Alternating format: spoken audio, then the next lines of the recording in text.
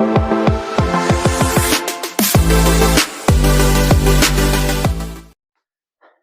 Dear students, आज हम लोग बीएससी फर्स्ट सेमेस्टर के लिए कुछ इंपॉर्टेंट क्वेश्चन देखेंगे और इसमें से बहुत सारे क्वेश्चन ऐसे होंगे जो आपके एग्जाम में मैच करेंगे। तो आप अपनी तैयारी उम्मीद है मुकम्मल कर चुके होंगे, क्योंकि आपको 5 तारीख के बाद अच्छे खासे गैप मिले हैं। लगभग केमिस्ट्री में 5-7 तारीख को आपका स्टार्ट हुआ था, तो एक अच्छा खासा वक्त मिल गया है। तो इसमें से जितने भी क्वेश्चन होंगे ये आप पूरा पढ़ के जाइएगा।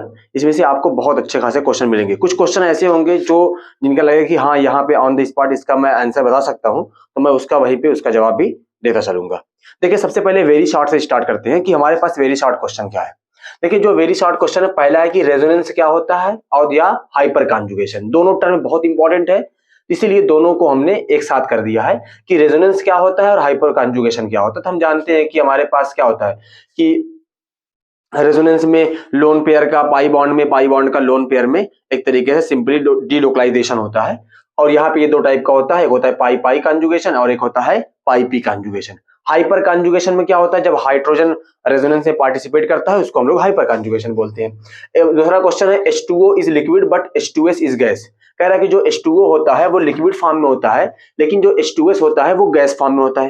तो देखिए, जो हमारे पास H2O होता है उसमें हाइड्रोजन बॉन्डिंग पाई जाती है, जबकि H2S में हाइड्रोजन बॉन्डिंग नहीं पाई जाती है, इसीलिए वो गैस फॉर्म में होता है। अगला है आइसोटोपिक इफेक्ट या इंक्लूजन कंपाउंड। ये बहुत इंपॉर्टेंट है, खासकर इंक्लूजन कंपाउंड क्या होता है। उसके बाद हम लोग देखें इफेक्टिव न्यूक्लियर चार्ज, जिसको हम लोग शॉर्ट फॉर्म में Z इफेक्टिव बोलते हैं, यानी न्यूक्लियर का जो चार्ज होता है उसको हम लोग बोलते हैं इफेक्टिव न्यूक्लियर चार्ज।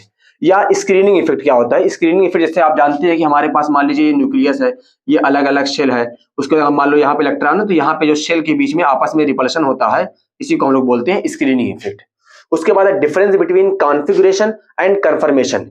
हम लोगों ने पढ़ा होगा कॉन्फिगरेशन क्या होता है, कन्फर्मेशन क्या होता है, ये आइसोमेरिज्म का पार्ट है। तो आइसोमेरिज्म से हमारे पास 2-3 क्वेश्चन बहुत ऐसे पिछली साल अगर आप पेपर देखेंगे, मैं अगर आपके पास नहीं होगा तो मैं आपको वो क्वेश्चन प्रोवाइड करवा दूंगा जो लास्ट ईयर में आया था। उसमें पूछा था ऑप्टिकल आइसोमेरिज्म के बारे में पूछा था, तो इसीलिए हमने उस क्वेश्चन को छोड़ दिया है ऑप्टिकल आइसोमेरिज्म, क्योंकि लास्ट ईयर आया था, इसीलिए उसको हमने छोड़ दिया। तो यहाँ पे हमने कंसीडर किया है हमारे पास क्या है, कॉन्फ़िगरेशन या कन्फर्मेशन। और उसके बाद उसी का दूसरा पार्ट है, या तो हमारे पास क्या है स्टीरियोमर्स और डिस्टीरियोमर्स क्या होता है, यानी स्टीरियो आइसोमेरिज्म क्या होता है और डाइस्टीरियो आइसोमेरिज्म जिसको लोग बोलते हैं डिस्टीरियोमर बोलते हैं उसको। इन दोनों में से दोनों का जो आपस में डिफरेंस है ये बड़ा इंपॉर्टेंट है, क्योंकि आइसोमेरिज्म से क्वेश्चन आने ही आने हैं, चाहे ऑप्टिकल से आए चाहे ज्योमेट्रिकल से आए, तो इसीलिए हम लोग यहाँ पे इसको कंसीडर किए हैं। उसके बाद है which is more basic and why. यहाँ पे मैंने क्वेश्चन नहीं मेंशन किया है। देखिए, लास्ट ईयर अगर आप पेपर देखेंगे तो लास्ट ईयर ये क्वेश्चन आया था CH3 CH2 NH2 and CH3 C double bond O NH2। Last year ये पूछा था कि CH3 CH2 NH2 और CH3 CO NH2 में कौन ज्यादा बेसिक होता है।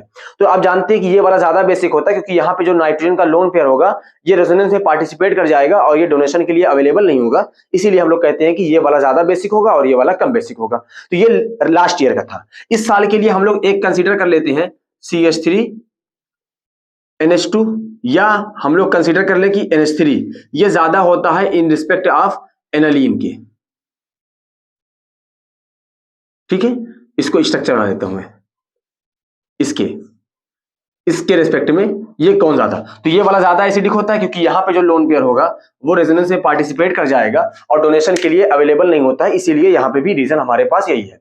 उसके बाद है कि हमारे पास क्या है, अरेंज द इंक्रीजिंग, ये इंक्रीजिंग है, increasing order of bond order. या तो यहाँ पे बॉन्ड ऑर्डर पूछे या तो बॉन्ड लेंथ पूछे, ठीक है ना, दोनों में से कोई भी, या बॉन्ड स्ट्रेंथ पूछ ले, तीनों चीजें आपस में क्लियर है। जैसे बॉन्ड ऑर्डर जो होता है वो इनवर्सली प्रोपोर्शनल होता है बॉन्ड लेंथ के, और बॉन्ड ऑर्डर डायरेक्टली प्रोपोर्शनल होता है बॉन्ड स्ट्रेंथ के। ये हमारे पास रिलेशन है। अगर बॉन्ड ऑर्डर ज्यादा होगा तो बॉन्ड स्ट्रेंथ ज्यादा होगी, अगर बॉन्ड ऑर्डर ज्यादा होगा तो बॉन्ड लेंथ क्या होगी, कम होगी। यहाँ पे निकाल सकते हैं, जैसे हमारे पास यहाँ पे इलेक्ट्रॉन कितने हैं, 16 हैं, 15 है, हमारे पास 15 है, यहाँ पे 16 है, और यहाँ पे हमारे पास 17 है, यहाँ पे हमारे पास 18 है। अगर बॉन्ड ऑर्डर अगर इलेक्ट्रॉन 18 है तो बॉन्ड ऑर्डर 1 आएगा, यहाँ पे हमारे पास बॉन्ड ऑर्डर आएगा लगभग, यहाँ पे आएगा 2.5, यहाँ पे आएगा 2 और यहाँ पे आएगा 1.5। ये बॉन्ड ऑर्डर आ गया है। अब इसको आप इंक्रीजिंग ऑर्डर में लगा दीजिए, सबसे ज्यादा किसका 2.5 का ज्यादा है, उसके बाद 2 का है, 1.5 का, इसके आप इंक्रीजिंग ऑर्डर में लगता हुआ चला जाएगा। उसके बाद हमारे पास है define the nucleophile and electrophile with example. Nucleophile किसे बोलते हैं? ऐसे कोई भी रिएजेंट जिसके ऊपर नेगेटिव चार्ज होता है या लोन पेयर होता है उसको हम लोग न्यूक्लियोफाइल बोलते हैं, यानी जहां पे इलेक्ट्रॉन की डेंसिटी ज्यादा होती है। और इलेक्ट्रोफाइल उसे बोलते हैं जिसमें इलेक्ट्रॉन कम होता है या 8 इलेक्ट्रॉन से अगर कम होगा तो उसको हम लोग बोलेंगे इलेक्ट्रोफाइल। जैसे एग्जांपल के तौर पर अगर आपको इलेक्ट्रोफाइल का लेना हो तो आप ले सकते हैं AlCl3, न्यूक्लियोफाइल का लेना है तो आप ले सकते हैं NH3। क्लियर है? तो ये हमारे पास एक हो गया इलेक्ट्रोफाइल का एग्जांपल और एक हमारे पास किसका हो गया? NH3 का एग्जांपल हो गया। उसके बाद है ऑफ-बाउ रूल क्या होता है या हुंड रूल क्या होता है, या यहीं पे आप पढ़ा सकते हैं पाउली एक्सक्लूजन प्रिंसिपल। किसके बारे में? Pauli exclusion principle. देखिए लास्ट ईयर एक क्वेश्चन और आया था, इलेक्ट्रॉनिक कॉन्फ़िगरेशन का आया था। किसका आया था? इलेक्ट्रॉनिक कॉन्फ़िगरेशन का। तो आप देख सकते हैं कॉपर का देख लीजिए, और अगर आपको देखना हो तो क्रोमियम का देख लीजिए, क्योंकि ये दोनों एक्सेप्शन केस हैं। एटॉमिक नंबर 30 के अंदर तक देखेंगे, ये दोनों एक्सेप्शन केस है, इसलिए ज्यादा इंपॉर्टेंट है। क्लियर है? उसके बाद हमारे पास है चार्ज ट्रांसफर कॉम्प्लेक्स। ये भी क्वेश्चन वेरी शॉर्ट में बहुत इंपॉर्टेंट। देखिए मैं 2-3 क्वेश्चन बहुत ज्यादा फोकस कर रहा हूं। एक है इंक्लूजन कंपाउंड, एक हमारे पास है चार्ज ट्रांसफर कॉम्प्लेक्स। देखिए वेरी शॉर्ट के अंदर 2 क्वेश्चन और आएंगे। एक आएगा मैथमेटिक्स वाले पोर्शन से कोई रहेगा, चाहे वहां पे प्रोबेबिलिटी पूछी जाए, चाहे लॉग का हो, चाहे मैक्सिमा और या मिनिमम का हो। और एक क्वेश्चन कोई ना कोई आपको मिल जाएगा, हो सकता है कि आपको जो कंप्यूटर वाला पोर्शन आपके पास चैप्टर है वहां से पूछा कि कंप्यूटर में कोई भी वर्ड पूछ दे, सीपीयू क्या होता है, यूपीएस क्या होता है या मॉनिटर क्या होता है, उसके बारे में एक क्वेश्चन हार्डवेयर सॉफ्टवेयर है, मैं उसको लॉन्ग क्वेश्चन में कंसीडर कर लूंगा, इसीलिए मैंने इसको यहाँ पे शॉर्ट क्वेश्चन में कंसीडर नहीं किया है। तो हर एक क्वेश्चन को आप बहुत ध्यान से देखेंगे। कॉन्फ़िगरेशन क्या होता है, कन्फर्मेशन क्या होता है, स्टीरियोमर्स डिस्टीरियोमर्स क्या होता है, और मोर बेसिक। यहाँ पे आप जैसे यहाँ पे बेसिक पूछा गया है ना, रिसेंट ईयर जो आपका एग्जाम हुआ था वहां पे एक एसिडिक भी पूछा गया था। किसका पूछा गया था? एसिडिक में। अगर आप देखें उसमें क्या क्वेश्चन था, CFCOOH, यहाँ पे था CH2, सॉरी सर, CH2CFFOOH, यहाँ पे CH2Cl COOH, ऐसे ही था CBr3 CH2Br COOH, और एक था हमारे पास CH3 COOH। इसमें से हमारे पास कौन सा बेसिक ज्यादा होगा? तो आप बेसिक के लिए कंडीशन, अगर आपने इंडक्टिव इफेक्ट पढ़ा होगा थोड़ा ध्यान से, तो इंडक्टिव इफेक्ट में क्वेश्चन है कि -I पावर ज्यादा होगी तो हमारे पास एसिडिक स्ट्रेंथ ज्यादा होगी, और +I पावर अगर कम होगी, जैसे हमारे पास ये इंडक्टिव इफेक्ट में acidic strength equal to -I + I, ये हमारे पास है। ठीक है ना? तो इस क्वेश्चन को आप नोट डाउन कर लीजिए, जितने का क्वेश्चन का पॉसिबिलिटी हो सके मैंने उसका आंसर दे दिया। ऐसे ही लॉन्ग क्वेश्चन को हम लोग करके देखते हैं, इसको आप एक बार नोट कर लीजिए। अब हम लोग देखते हैं शॉर्ट क्वेश्चन जो आते हैं, आपको 7 नंबर के आते हैं, उसमें से 8 क्वेश्चन आते हैं, आपको 5 करने होते हैं। तो इसमें हम लोग एक एक क्वेश्चन करके एक एक क्वेश्चन को देखते हैं कि हमारे पास जो क्वेश्चन है उसमें क्या क्या पूछ सकता है। देखिए सबसे पहले हाइड्रोजन बॉन्ड क्या होता है या हाइड्रोजन बॉन्डिंग क्या होती है। इस तरीके से आप जानते हैं कि जब हाइड्रोजन और इलेक्ट्रोनेगेटिव एटम के बीच में जब बॉन्ड बनता है उसको हम लोग हाइड्रोजन बॉन्डिंग बोलते हैं। हाइड्रोजन बॉन्डिंग जो होती है या हाइड्रोजन बॉन्ड 2 टाइप के होते हैं। एक होता है इंटरमॉलिक्यूलर, यानी अगर एक ही मॉलिक्यूल के अंदर लगता है हाइड्रोजन बॉन्ड तो हमारे पास बोलते हैं इंटरमॉलिक्यूलर। अगर 2 अलग अलग मॉलिक्यूल के बीच में बॉन्ड बनता है उसको हम लोग बोलते हैं इंट्रामॉलिक्यूलर। क्लियर है? तो इसको हम लोग बोलते हैं हमारे पास यहाँ पे 2 अलग अलग मॉलिक्यूल के बीच में बनते हैं और यहाँ पे एक मॉलिक्यूल के बीच में बनते हैं। तो यहाँ पे हमारे पास इसको एग्जांपल के साथ समझाने हैं। दूसरी चीज हमारे पास है what do you mean bye atomic radius. देखिए लास्ट ईयर जो क्वेश्चन आया था वो आया था इलेक्ट्रॉन अफिनिटी के बारे में। किसके बारे में आया था? इलेक्ट्रॉन अफिनिटी के बारे में। तो ये जानते रहो कि लास्ट ईयर क्या पूछा था।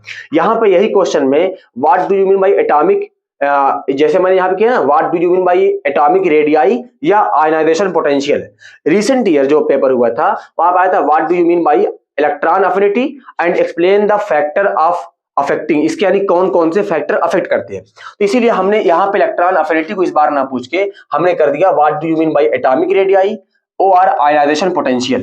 दोनों में से आप दोनों तैयार कर लीजिएगा और उसको कौन कौन से फैक्टर अफेक्ट करते हैं, और उसको जो पीरियोडिसिटी का ऑर्डर होगा कि लेफ्ट से राइट जाने पर क्या होता है, टॉप से बॉटम जाने पर क्या होता है, उसके बारे में हम लोग पढ़ेंगे। तो यहाँ पे ना एक क्वेश्चन बड़ा अच्छा बनता है आयनाइजेशन पोटेंशियल में कि जो हमारे पास नाइट्रोजन होता है उसकी जो आयनाइजेशन पोटेंशियल होता है वो ज्यादा होता है, ऑक्सीजन की कम होती है। ये क्वेश्चन बहुत पूछा गया है, तो यहाँ भी एक क्वेश्चन वो देख लेना। क्लियर है? उसके बाद what do you mean by polarisation and polarisability of ion. ये लास्ट ईयर का क्वेश्चन है। What do you mean by polarisation and polarisability of ion state with Fajan rule. जो ये फजान रूल है ये बहुत ज्यादा इंपॉर्टेंट है, ये उतना इंपॉर्टेंट नहीं है लेकिन फजान रूल के बिहाफ पे ही इसको एक्सप्लेन किया जाता है, इसीलिए उसके साथ ये दोनों पॉइंट पूछे जाते हैं। बात क्लियर है ना? तो फजान रूल हमको ज्यादा इंपॉर्टेंट देना है, फजान रूल को ज्यादा अच्छे से पढ़ना है, ये पहले चैप्टर का आपका क्वेश्चन होगा। और यहाँ पे हमारे पास इसी के बिहाफ पे पोलराइजेशन एंड पोलराइजेबिलिटी को एक्सप्लेन करते हैं। अगला क्वेश्चन हमारे पास है explain the hardware and software or input device and output device with example. देखिए बात यह है कि कंप्यूटर के बारे में मुझको बहुत कम नॉलेज है, तो मुझको ऐसा लगता है कि हार्डवेयर और सॉफ्टवेयर और या इनपुट या आउटपुट डिवाइस में आप अगर पढ़ लेंगे तो आपको क्वेश्चन मिल जाएंगे। या यहाँ पे आपके पास आता है बाइनरी सिस्टम के बारे में आता है, कंप्यूटर लैंग्वेज के बारे में आता है, लेकिन ये दोनों क्वेश्चन बहुत बार रिपीट किए जाते हैं, इसीलिए मुझको ऐसा लगता है कि हार्डवेयर और सॉफ्टवेयर के बारे में आप पढ़ सकते हैं। या आपके कोई दोस्त होगा जो कंप्यूटर के बारे में थोड़ा जानता होगा, आप उसकी हेल्प ले सकते हैं कि इसके बारे में थोड़ा बता दीजिए कि इसमें कौन से इंपॉर्टेंट है। मेरे जानने वाला कोई नहीं था, अदरवाइज मैं उसको थोड़ा सा कैलकुलेट किया होता या क्वेश्चन थोड़ा सा ढूंढने की कोशिश किया होता है। अगला क्वेश्चन है डिफाइन द हाइब्रिडाइजेशन। ये क्वेश्चन बहुत इंपॉर्टेंट है क्योंकि हाइब्रिडाइजेशन आपको पूछेगा। आप ये एकदम फिक्स मान के चले कि आपके पेपर के अंदर हाइब्रिडाइजेशन कैलकुलेट करने को भी आएगा, उसकी डेफिनेशन पूछी जाए ये तो अब बोनस है, अगर नहीं पूछी जाती है तो आपको कैलकुलेट करने को आएगा, उसका शेप निकालने को आएगा, ये कंपलसरी बात है। तो हाइब्रिडाइजेशन क्या होता है? Calculate the hybridization and predict the shape. किसका किसका? H3O पॉजिटिव का, SF4 का, ICl4 नेगेटिव, I3 नेगेटिव और 2-4 कंपाउंड आप अपने से लेके उसकी प्रैक्टिस कर लीजिएगा। H2O कर सकते हैं, उसी में आगे आप ICl3 कर सकते हैं, तो जो भी आपको लगे आप उसकी प्रैक्टिस कर सकते हैं। उसका हाइब्रिडेशन चेक कर लीजिएगा, उसका शेप चेक कर लीजिएगा, उसकी ज्योमेट्री चेक कर लीजिएगा, तो यहाँ पे हमारे पास बात क्लियर हो जाएगी। लेकिन आपको हाइब्रिडेशन निकालना आना चाहिए, ये एकदम क्लियर सी बात है। फार्मूला आप जैसे भी इस्तेमाल करें 1/2 बॉन्डिंग इलेक्ट्रॉन, उसके बाद जो भी करना है, या आपको ऐसे कर लीजिए कि हमारे पास वायलेंस इलेक्ट्रॉन, हमारे पास फार्मूला होता है ना, valence electron plus monovalent atom minus positive charge plus negative charge, इस तरीके से कर सकते हैं। या electron pair is equal to हमारे पास होता है bond pair plus lone pair, जैसे भी आप करना चाहें, बस आपको निकालना आना चाहिए। उसके बाद complete the following reaction with mechanism. इसमें से पहला वाला आप कहीं से भी ढूंढ के करिएगा, मैं बता देता हूं कैसा। ये मार्कोनी काफ होगा।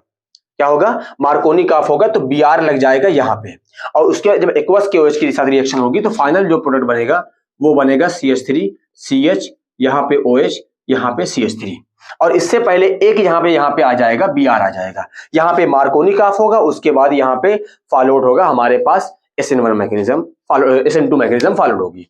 तो इसीलिए हम लोग इसको ध्यान देना कि हमारे पास ये रिएक्शन कैसे होती है। क्लियर है? यहाँ पे हमारे पास SN2 मैकेनिज्म प्रोसीड होगी, ये टर्शरी है, तो टर्शरी के लिए कौन सी मैकेनिज्म होती है? SN2 मैकेनिज्म होती है। तो इन दोनों में आपको इस पे ज्यादा फोकस करना, क्योंकि ये रिसेंट ईयर आई हुई थी, इसीलिए इस पे थोड़ा कम फोकस करना, इसको ज्यादा फोकस करना।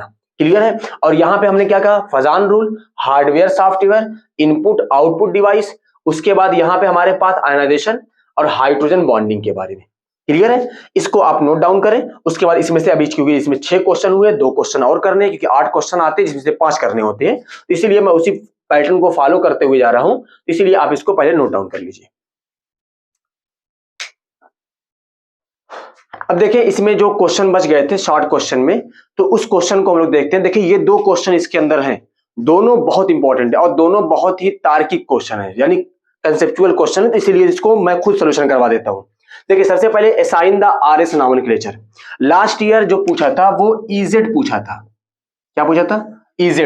तो EZ बहुत इंपॉर्टेंट भी नहीं था, लेकिन पेपर में आ गया था तो इंपॉर्टेंट ही है। लेकिन यहाँ पे RS नॉमेनक्लेचर बहुत इंपॉर्टेंट है। देखो RS नॉमेनक्लेचर करने का रूल है, अगर डैश डैश करके है, यानी ये वाली अगर लाइन है, तो डैश डैश पे हमारे पास जिसका एटॉमिक वेट सबसे कम होगा, लोअर प्रियोरिटी वाला ग्रुप आना चाहिए। देखो इससे कार्बन से नाइट्रोजन लगा हुआ है, कार्बन से ऑक्सीजन लगा हुआ है, कार्बन से कार्बन लगा हुआ है, चारों एटम डिफरेंट है, ठीक है। अब यहां पे देखो कार्बन से क्या लगा हुआ है? ऑक्सीजन, इसका एटॉमिक वेट होता है 16, यहां पे 14, यहां पे 12 और इसका 1। इसको 1 नंबर दो, इसको 2 नंबर दो, इसको 3 दो और इसको 4 दो। अब ध्यान देना जो 4 नंबर वाला ग्रुप है वो डैश डैश पे आना चाहिए। आ गया? अब उसके बाद आप क्लॉकवाइज जाएं, यानी 1 2 3 जाएं। अगर 1 2 3 जाते हैं, क्लॉकवाइज डायरेक्शन होती है तो वो R आएगा। अगर 1 2 3 एंटी क्लॉकवाइज जाएंगे तो वो S आएगा। ऐसे ही करना, अगर ये क्वेश्चन आता है तो आपको डिक्टो ऐसे करना, बस ऐसे बनाए। उसके बाद 1 2 3 डायरेक्शन कौन सी है? एंटी क्लॉकवाइज है, तो यहां पे आप लिखेंगे कि ये S है। खत्म बात। ये हो गया आपका क्वेश्चन। अब आते हैं इस पे, अगर इस तरीके से रिप्रेजेंटेशन हो, अगर इस तरीके से रिप्रेजेंटेशन होगा तो जो ये वाली लाइन होती है, इस लाइन पे लोअर प्रियोरिटी वाला ग्रुप आना चाहिए। देखिए सबसे पहले इससे क्या लगा हुआ है, कार्बन है, कार्बन से चारों एटम डिफरेंट डिफरेंट लगे हुए। यहाँ पे ऑक्सीजन 1 नंबर, यहाँ पे फिर उसके बाद नाइट्रोजन 2 नंबर, यहाँ पे कार्बन 3 नंबर और ये हाइड्रोजन 4 नंबर। क्या लोअर प्रियोरिटी वाला ग्रुप इस वाले एक्सिस पे आ रहा है, या ऊपर हो चाहे नीचे हो, दोनों में से कोई भी हो। तो यहाँ पे हमारे पास 4 नंबर है, आप 1 2 3 को जाएंगे। 4 नंबर बीच में आ रहा है, कोई बात नहीं, कमजोर आदमी को हमेशा आदमी डबल कुचल देता है, तो यहाँ पे हम लोग इसको कुचलते हुए चलते हैं। देखो 1 2 3, ये कौन सी डायरेक्शन है, एंटी क्लॉकवाइज, तो ये भी हमारे पास क्या आएगा, ऐसा आएगा। अगर यही क्लॉकवाइज होता तो हमारे पास क्या आता, आर आता। वैसे आपके लिए ये 2 एग्जांपल सफिशिएंट होंगे, दोनों एग्जांपल आपको पेपर में खुद ही मिल जाएंगे। चले अब उसके बाद हम लोग करते हैं 8वां question, explain any 2 of the following. इन दोनों में से कोई एक बताइए। पहला क्वेश्चन है, why allyl chloride is more reactive than vinyl chloride toward SN reaction, यानी न्यूक्लियोफिलिक सब्स्टिट्यूशन रिएक्शन। ये भी क्वेश्चन बहुत इंपॉर्टेंट है। देखिए विनाइल और एलाइल का आप स्ट्रक्चर बनाएं तो देखिए विनाइल होता है हमारे पास CH2 डबल बॉन्ड CH, यहाँ पे Cl, ये हो गया विनाइल क्लोराइड। एलाइल बनाए CH2 double bond CH single bond CH2Cl। अगर यहां से Cl निकलेगा तो इस पे क्या आएगा, माइनस, यहां से निकलेगा तो क्या आएगा, माइनस। यहां पे देखो रेजोनेंस वाली कंडीशन फुलफिल है कि नहीं, और यहां पे रेजोनेंस पॉसिबल नहीं है। जब रेजोनेंस पॉसिबल है इसीलिए रिएक्शन जो होती है वो तेज होती है। बात क्लियर है, खत्म बात। अगला, formic acid is more acidic then acetic acid. Formic acid का फार्मूला क्या है, HCOOH, और एसिटिक एसिड का क्या है, CH3COOH। इंडक्टिव इफेक्ट लगाए तो यहां पे देखो ये प्लस आई ग्रुप है, कैसा ग्रुप है, प्लस आई। अगर प्लस आई ग्रुप बढ़ता है तो एसिडिक स्ट्रेंथ क्या होती है, कम होती है। यहाँ पे प्लस आई ग्रुप है नहीं, क्योंकि हाइड्रोजन ना तो प्लस आई है ना तो माइनस आई है। तो यहाँ पे हमारे पास कहेंगे कि यहाँ पे प्लस आई ग्रुप है, तो प्लस आई ग्रुप की वजह से एसिडिक स्ट्रेंथ डिक्रीज होती है। देखो एसिडिक स्ट्रेंथ होता है प्लस आई माइनस आई, और यहाँ पे प्लस आई। जब प्लस आई बढ़ेगा तो एसिडिक स्ट्रेंथ डिक्रीज होगी। तो यहाँ पे हमारे पास रीजन क्या हो गया, क्योंकि एसिडिक एसिड के अंदर प्लस आई ग्रुप होता है, प्लस आई ग्रुप की वजह से एसिडिक स्ट्रेंथ डिक्रीज होती है, इसीलिए एसिडिक एसिड जो होता है वो फार्मिक एसिड के रेस्पेक्ट में कम एसिडिक होता है। अगला क्वेश्चन है, ethyl amine is more basic than aniline. तो एथाइल एमीन का फॉर्मूला बनाए C2H5NH2। एनालीन का बनाए, देखें बेंजीन, यहां पे हमारे पास ये हमारे पास लग गया NH2। ये लोन पेयर है, इसका देखो लोन पेयर क्या चला जाएगा, रेजोनेंस में, फिर ये वाला ये यहां पे चला जाएगा, जबकि इसका लोन पेयर रेजोनेंस में नहीं जाएगा। तो यहां पे कहेंगे कि जो एनालीन होता है उसमें नाइट्रोजन का जो लोन पेयर होता है वो रेजोनेंस में पार्टिसिपेट कर जाता है, इसीलिए वो डोनेशन के लिए अवेलेबल नहीं होता है। जबकि हमारे पास जो एथाइल एमीन होता है इसमें लोन पेयर में जो लोन पेयर होता है वो रेजोनेंस में पार्टिसिपेट नहीं करता, इसीलिए ये डोनेशन के लिए अवेलेबल होता है, इसीलिए इसकी जो बेसिक स्ट्रेंथ होती है वो ज्यादा होती है। रीजन समझ में आया क्या है, कि यहाँ पे लोन पेयर जो होगा वो रेजोनेंस में पार्टिसिपेट करेगा और यहाँ पे रेजोनेंस में पार्टिसिपेट नहीं करेगा। ये दोनों क्वेश्चन आप चाहे दिमाग में रख लें चाहे समझ लें, जो भी आपको करना है, इन दोनों क्वेश्चन में से दोनों बहुत इंपॉर्टेंट है। और दोनों मैंने कहा ना कि बहुत कंसेप्चुअल क्वेश्चन है, इसीलिए इसको जो जिसको आएगा वही कर पाएगा, आप कॉपी इस पे भर नहीं पाएंगे। क्लियर है, ठीक है, इसको नोट कर लीजिए आप। अब हम लोग देखते हैं लॉन्ग क्वेश्चन में। जो लॉन्ग क्वेश्चन आप जानते हैं कि 2 क्वेश्चन करने होते हैं, 10 नंबर का या शायद होता है क्वेश्चन, तो इसीलिए एक एक क्वेश्चन को बहुत ध्यान से देखना, क्योंकि हो सकता है कि जो शॉर्ट क्वेश्चन मैंने लिखवाया है उसमें से आपको एक आध लॉन्ग क्वेश्चन मिल जाए, लेकिन लॉन्ग क्वेश्चन के लिए मैंने अलग से क्वेश्चन कुछ डिसाइड किए थे। तो उसमें देखिए हमारे पास क्या है, सबसे पहला है define the VSEPR theory, explain the shape of the following on this basis CH4NH3H2। देखिए ये क्वेश्चन ना हाइब्रिडाइजेशन से मिलता जुलता है, तो आपको हो सकता है कि हाइब्रिडाइजेशन मिले, हो सकता है कि वेस्पर थ्योरी वाला मिल जाए, या आपकी किस्मत अच्छी हो तो दोनों मिल सकता है। तो यहाँ पे दोनों। दूसरा question, define the inductive effect. देखिए BSc फर्स्ट सेमेस्टर में कोई ऐसा पेपर नहीं बना जिसमें इंडक्टिव इफेक्ट को इग्नोर कर सकता है एग्जामिनर। तो इंडक्टिव इफेक्ट चाहे वेरी शॉर्ट में पूछे, चाहे शॉर्ट में पूछे, चाहे लॉन्ग में पूछे, इंडक्टिव इफेक्ट पूछना ही पूछना है। आप पेपर देखिएगा, उसमें से 90% चांस है कि आपको इंडक्टिव इफेक्ट मिल जाए। अगर लॉन्ग में आता है तो उसका एप्लीकेशन भी पूछा जाएगा। अब एप्लीकेशन में 3 एप्लीकेशन उसके आते हैं, एक आता है स्टेबिलिटी, एक आता है एसिडिक स्ट्रेंथ और एक आता है बेसिक स्ट्रेंथ। क्लियर है। उसके बाद है write down the molecular orbital theory, जिसको हम लोग MOT बोलते हैं, molecular orbital theory, and draw the molecular orbital energy level diagram of N2CONO। ये दोनों का ज्यादा पूछा है क्योंकि ये हेटेरो एटम है और यही दोनों आपके सिलेबस में पढ़ने भी है। अगर हेटेरो एटम के बारे में बात करें, तो इसीलिए हम लोग मॉलिक्यूलर ऑर्बिटल डायग्राम पढ़ के आएंगे और मॉलिक्यूलर ऑर्बिटल डायग्राम के बिहाफ पे बॉन्ड ऑर्डर, मैग्नेटिक बिहेवियर ये हम लोग चेक कर सकते हैं। तो इसका हमको molecular orbital energy level diagram हमको बनाना आना चाहिए CO और NO का। उसके बाद ये चौथा question, define the bent rule. Bent rule क्या है, बहुत इंपॉर्टेंट है। Bent rule, explain the following on the basis of bent rule. देखिए ये जो दोनों क्वेश्चन है, ये दोनों आपको अगर एक्सप्लेन करने को आए इस तरीके से तो आप बेंट रूल के बिहाफ पे ही एक्सप्लेन करेंगे। ऐसा नहीं करेंगे कि आप इसके लिए कोई अलग से कोई लगा दे कि भाई NH3 ऐसा होता है क्योंकि इसमें ये NH3 में ज्यादा इलेक्ट्रोनेगेटिव है तो इसकी वजह से कोई दिक्कत हो। जब आप एक्सप्लेन करेंगे तो वहां पे आप इलेक्ट्रोनेगेटिविटी को डिफाइन करेंगे एस कैरेक्टर से। बेंट रूल का जो रूल है, बेंट रूल जो है उसमें एस कैरेक्टर और पी कैरेक्टर के रेस्पेक्ट बात होती है। अगर इलेक्ट्रोनेगेटिव ज्यादा है तो एस कैरेक्टर ज्यादा होगा, उसकी वजह से आपको एक्सप्लेन करना है। NH3 is stronger Lewis base than NH3, ये किसके बिहाफ पे एक्सप्लेन करना है, बेंट रूल के बिहाफ पे। CF3 negative is trigonal pyramidal but CH3 negative is trigonal planar, ये भी आपको एक्सप्लेन करना है बेंट रूल पे। तो बेंट रूल को बहुत फोकस कीजिएगा। बेंट रूल पहले BSc फर्स्ट सेमेस्टर में नहीं हुआ करता था, जब से नई एजुकेशन पॉलिसी आई है तब से बेंट रूल, अदरवाइज ये MSc का पोर्शन हुआ करता था पहले। उसके बाद हमारे, इसीलिए इसको बहुत तरजीह दीजिएगा आप, बहुत इंपॉर्टेंट पॉइंट है। उसके बाद है what do you mean by reaction intermediate. Reaction intermediate क्या होता है, डिफाइन द कार्बिन। देखिए जो आपका रिसेंट पेपर हुआ था कार्बिन को वेरी शॉर्ट में पूछा था, तो इसीलिए हम लोग इस बार फोकस करते हैं फ्री रेडिकल को। इसको फ्री रेडिकल क्या होता है, इसी क्वेश्चन में मैंने आगे बढ़ा दिया।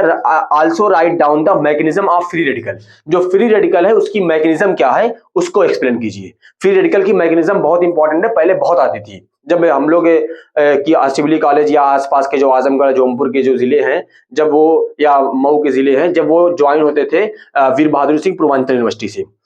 अब यहाँ पे ना 2-3 क्वेश्चन आप अलग से, अगर आपको टाइम मिले आपके पास, क्योंकि अभी टाइम है, तो आप उसमें एक ऐड कर लीजिएगा। बाइनरी सिस्टम को थोड़ा पढ़ लीजिएगा कंप्यूटर वाले में, ठीक है ना। बाइनरी नंबरिंग जो होती है या बाइनरी सिस्टम होता है उसको पढ़ लीजिएगा। उसके बाद आप एक पढ़ लीजिएगा मार्कोनिकॉफ के बारे में। इसके बारे में मार्कोनिकॉफ या एंटी मार्कोनिकॉफ, ठीक है ना। Markovnikov, anti Markovnikov. मार्कोनिकॉफ पे मैकेनिज्म एक मैंने कहा है, ये एक मैकेनिज्म तो आएगी। तो मार्कोनिकॉफ, एंटी मार्कोनिकॉफ का आप सिर्फ स्टेटमेंट विद एग्जांपल, और एक क्वेश्चन आप है कन्फर्मेशन ऑफ या conformer of n butane. N butane के आप कन्फर्मर के बारे में पढ़ लीजिएगा। आपको 2 कन्फर्मर पढ़ना है, एन ब्यूटेन और साइक्लोहेक्सेन। तो साइक्लोहेक्सेन थोड़ा सा टिपिकल है, तो एन ब्यूटेन के बारे में आप पढ़ लीजिएगा। वहां पे सी हार्स प्रोजेक्शन है, साहार्स प्रोजेक्शन है, और वहां पे आपका फिशर प्रोजेक्शन है, न्यूमैन प्रोजेक्शन है, तो वहां पे आप प्रोजेक्शन के बारे में देख लीजिएगा।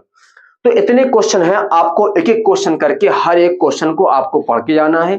Hybridisation, VSEPR theory, bent rule, Fajan rule, mechanism और हाइब्रिडेशन निकालना, molecular energy level diagram, inductive effect, stereomer, diastereomer, conformation, configuration, maxima, log, ये सब आप हार्डवेयर, सॉफ्टवेयर, इनपुट, आउटपुट, ये इतने क्वेश्चन आप बहुत अच्छे से देख के आइएगा। क्योंकि फर्स्ट सेमेस्टर में अगर बैक लग गई तो आप बैक क्लियर करते करते आपकी BSc खत्म हो जाएगी, क्योंकि पहली साल अगर अच्छा नहीं गया तो आगे क्या अच्छा जाएगा। इसीलिए थोड़ा मेहनत से, ठीक है।